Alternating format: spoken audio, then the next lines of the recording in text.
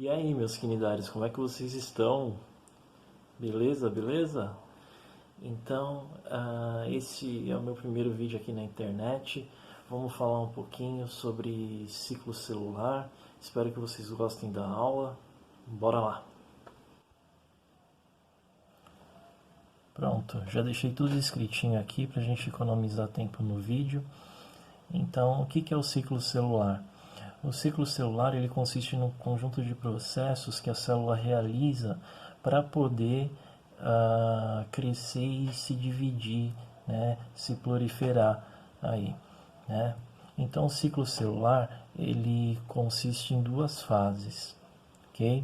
Então, a gente tem a interfase e a divisão celular, né? Essa divisão celular pode ser tanto mitose como meiose.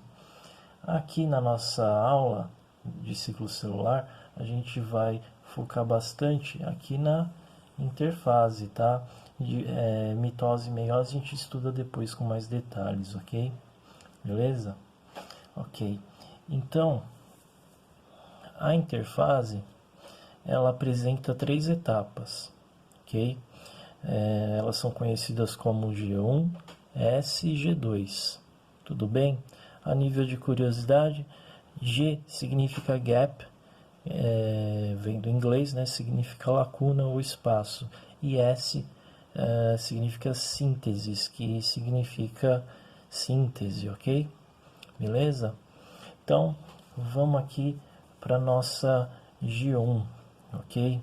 O que acontece na célula quando ela entra nessa etapa da interfase chamada G1? Então, a célula ela vai começar a crescer, ok? E, né, ela vai passar por um processo de diferenciação celular. Como assim diferenciação celular?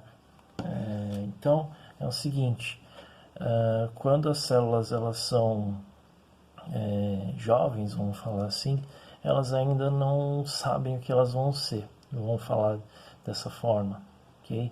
Então elas não são diferenciadas, elas não têm característica, por exemplo, de uma célula muscular, de uma célula nervosa, de uma célula epitelial. Ela só vai adquirir essa característica, sei lá, de ser uma célula de músculo, por exemplo, quando ela começa a entrar na G1, né, que ela vai se diferenciando para virar um tipo de célula. Tudo bem? Tá? E, ok, continuando aqui, o crescimento da célula, ele acaba levando a uma grande produção de proteína, né? E para poder produzir essa proteína, a cromatina ela precisa estar descondensada. Como assim? Lembra, a cromatina, quando ela se junta com as proteínas histonas, ela fica toda condensadinha, tá? E aí vai formar o cromossomo, ok? E quando a cromatina ela já está mais descondensada, né, ela precisa estar assim, descondensada para poder produzir a proteína, tudo bem? Bom, depois da fase G1, ela vai entrar na fase S. O que acontece nessa fase S, que é a fase de síntese? Vai ocorrer replicação do DNA, ok? Então, nessa replicação você vai ter uma duplicação dos cromossomos. Então, antes da fase S, os cromossomos eles só vão ter uma cromátide, eles vão ter mais ou menos esse formatinho aqui, ok? Tá vendo como eu não desenho bem? E aqui, depois que ele é duplicado, ele vai apresentar duas cromátides, tudo bem? E aí ele vai ter esse formatinho aqui para depois só dividir, né? Cada cromátide vai acabar indo para uma célula. E aí, terminada essa fase S, né, a gente vai para a fase G2. Na fase G2, você vai ter aí na célula uma retomada do crescimento, né? A célula ela vai produzir, vai voltar a produzir proteínas. Uma característica importante é que na G2 são produzidas menos proteínas do que na G1, tá? e os microtúbulos já vão agitando o fuso mitótico, tá? Na aula que a gente vai falar de mitose, aí a gente retoma esse fuso mitótico aqui, tudo bem? Que vai ser uma estrutura que vai auxiliar na divisão celular, ok? E aí, depois da G2, entra finalmente na fase de divisão celular, ok? E aí ela pode realizar mitose ou meiose, tudo bem?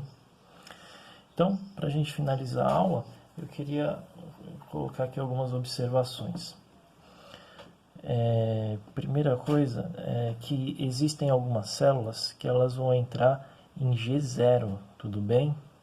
Então, em G0 a célula não vai crescer, ela não vai dividir, ok?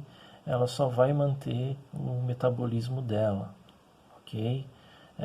Exemplos de células que fazem isso, que entram em G0, são células nervosas e células musculares, ok?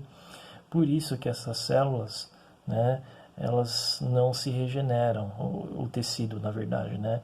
Os tecidos, eles não vão se regenerar. Por quê? Porque a célula, ela para de dividir, ela para de se proliferar, ok? E aí os tecidos, eles não são repostos. Isso pode ocasionar, por exemplo, na perda de movimento, no caso de uma célula nervosa, ou num prejuízo de movimento, no caso de uma célula muscular, tá?